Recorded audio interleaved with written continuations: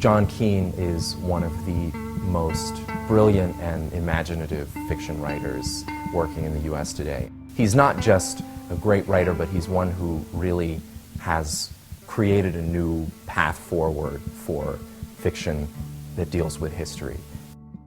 An award like the MacArthur brings a new readership. For a long time, there's been this sense that experimental or avant-garde writing isn't compatible with questions of race and selfhood and identity and blackness.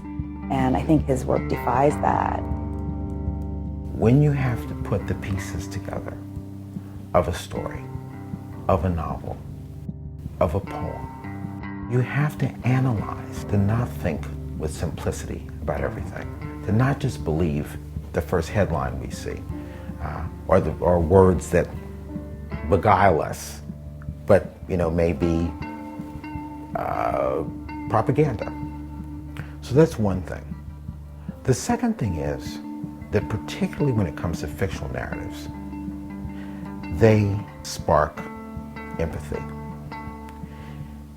You can have someone who is utterly unlike you, someone whose life is in certain ways so alien, but they're human, which is why literature often is considered so dangerous. I met John in, I think it was like 1991 or 92 in Cambridge. I was an undergrad at Harvard, and he was a member of the Darkroom Collective, which was a group of young Black writers who had been hosting a reading series for a number of years.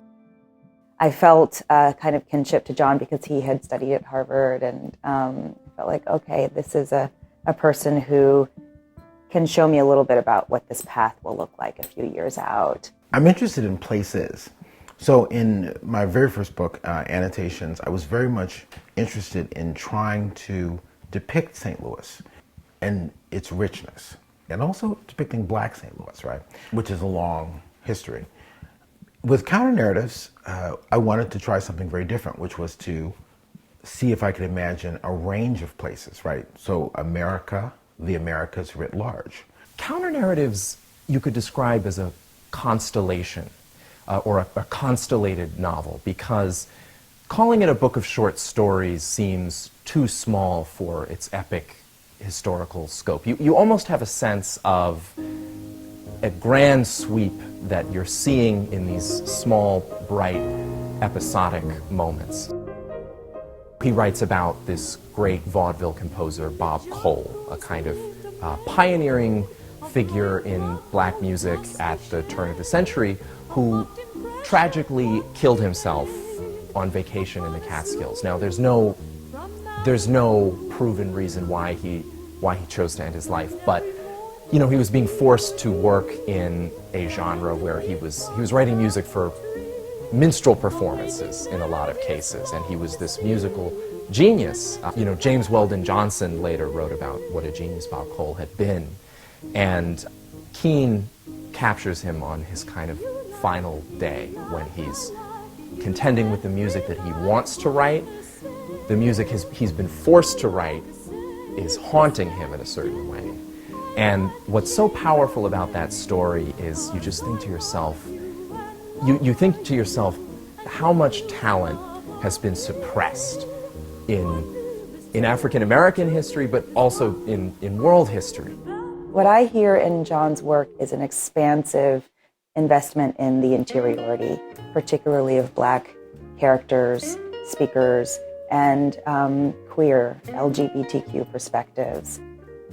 I'm thinking of the beautiful story Blues, in which we see Langston Hughes in this beautiful romantic encounter, or Rivers, where we get, Jim from Huckleberry Finn as this, full adult human figure with an investment in history, with a sense of an inner life, a connection to national destiny, and also an understanding of the nuances between Blacks and whites that we don't get in Twain's language.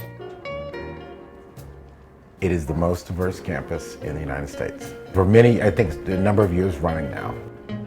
Well, we get a sense that Well, I'm going to be teaching a graduate fiction workshop in the MFA program in creative writing. However, the brother I do find to be very distracting.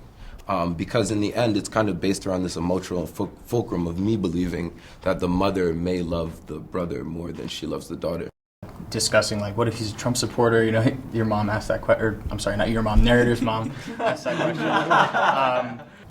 Like, we have this first conversation with the mother and daughter, and it contains so much. Where she's living and who she's living with and her ex-boyfriend, and like the political situation in the US and in Brazil. What's key here is there's a certain kind of conventional narrative, particularly for short stories, and a series of narrative conventions. And I totally understand and sympathize with the desire to challenge them, right? There's so many stories out there that never get told. When the mother writes her out of the will, even though that's like heart-wrenching, it actually telling those stories is really, really important. And to the extent that I can tell some of them, I try to do it, and I really try to encourage all the artists out there to do the same.